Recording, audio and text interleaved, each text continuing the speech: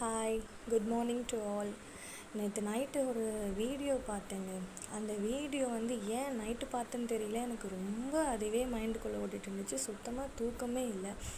எப்படி ஒரு ஒரு 4 சின்ன பசங்களால் இந்த மாதிரி ஒரு கேவலமான ஒரு கொடூரமான ஒரு விஷயத்த பண்ண முடியும்? எனக்கு புரியல நிஜமாக. அவங்கவுங்க இந்த என்னோடய ஸ்க்ரோல் ஃபுல்லாமே இதை பற்றி தான் பேசிகிட்டு இருக்காங்க. எல்லாருமே கட்சி சரியில்லை, அது சரியில்லை, படம் எடுக்கிற டைரக்டர்ஸ் எல்லாம் வேறு இது பண்ணுறாங்க. எல்லாமே ஒரு பக்கம் இருக்கட்டும், தனிப்பட்ட மனுஷனாக இருக்கிற அந்த 4 பசங்களுக்கு எங்கே போச்சு புத்தி?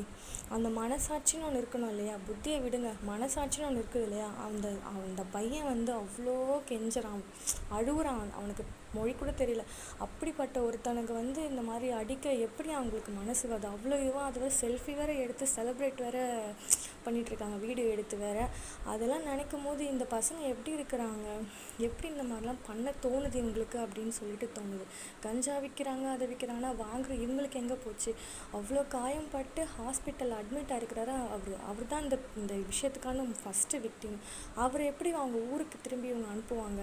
அவ்வளோ ரத்த கரையோடு அந்த ஸ்ட்ரெஸ் எல்லாம் போட்டு அந்த வீடியோ, ஐயோ கடவுளே, அதை பார்க்கவே முடியல. ஆக்சுவலி ரொம்ப ரொம்ப கஷ்டமாக இருக்குது.